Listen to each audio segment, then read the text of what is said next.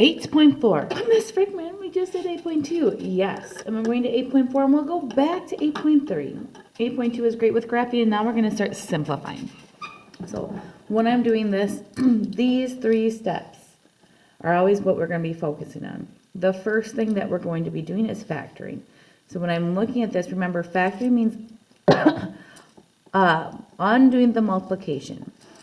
So when I look at this, I'm looking for numbers that multiply to get this positive 10 that add together to get 7. Because we want to undo the foiling that brought us there. So that would be x plus 5 and x plus 2. Again, if I FOIL that out, this becomes x squared, 2x, 5x, and together that makes that 7. And then right here becomes that positive 10. On the bottom, though, now I need to multiply to get a negative 10. So one of them has to be negative. So if I put my positive negative, now I have to add together to get that negative 3. So I need that negative 5 and positive 2. Okay? So that always first step, factor. Second step, if possible. Second step would be to state inner restrictions. When we are dividing, when you're looking at these rational expressions, so a rational expression means there's an x in the bottom. I always want to see if I'm dividing by something. I cannot divide by 0. That is correct. So if I took this equation now, these are the 2 numbers that I'm working with. That means if this number were to become 0, that would make the whole thing 0. So that would be not possible. So we do not want x minus 5 to be 0. We also do not want x plus 2 to be 0. Because if either of these 2 expressions are 0, then the whole shebang is 0. So my restrictions here, x can't be equal to 5, and x can't be equal to 2. Sorry, negative 2, because that was subtract.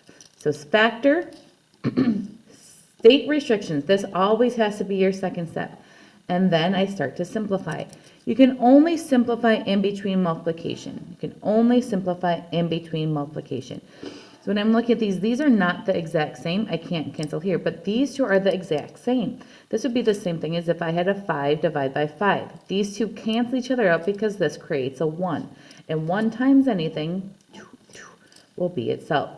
So I have left over this x plus 5 on top, x minus 5 on bottom. So my final answer would be this equation plus those 2 restrictions. Now if I look down below, this one, this a value, we're going to do all 3, but this a is a little bit different. There's no adding, subtracting. There's no factoring here. So my first step then is going to state in a restriction. So I'm doing this a with this purple so you know. So now I'm looking at this. Because there's only an x and a y on bottom, again, I can't divide by 0. There's no adding and subtracting with that x though, like here. So in this case, my 2 restrictions, x can't be equal to 0 and y can't be equal to 0. Now I simplify this. Now this is review from chapter 6. So first I would look at these first 2 numbers and see how I can simplify that. 24 divided by negative 6, that's the same thing as a negative 4. If you want to have that 1 there, you sure can. Now I look at my x's. There's more x's on top, so I'm going to leave my x on top. And 3 take away 2 is 1. You don't need to have this little 1, but you sure can if you want to. In my y's, there's more y's on bottom, so my y goes on bottom.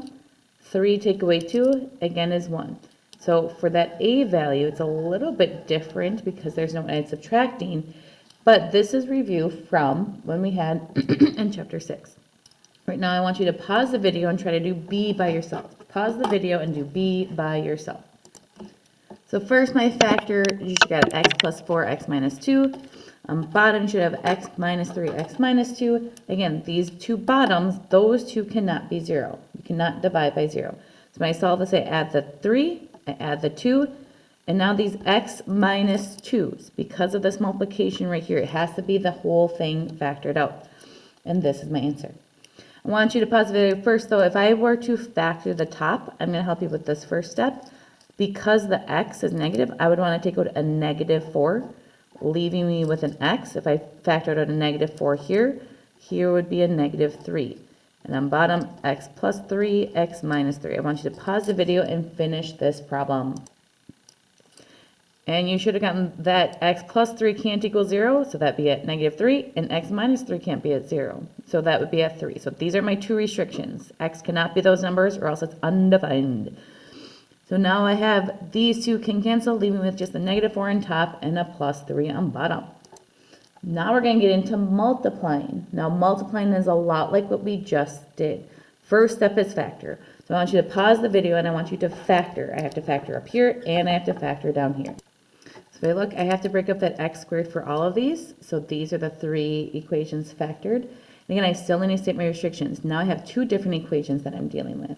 So at this point, now I can multiply across. So I'm going to multiply this across. And when I multiply this across, just like when you multiply any type of fraction, everything on top gets multiplied on top, and everything on bottom gets multiplied on bottom.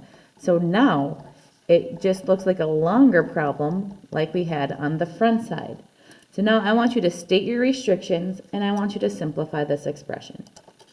So these are the three that are on the bottom, so I did that first. These three expressions cannot equal 0, so these are your three restrictions. Now when I simplify this x plus 3, so in between multiplication, this x plus 3 and x plus 3, those are the same. Those can cancel each other out, and this x minus 5 over x minus 5. Meaning what I have left is my x minus 2 and my x plus 5 on top, because there's another one of that x plus 5, it has to be the exact same, and x plus 1 on bottom.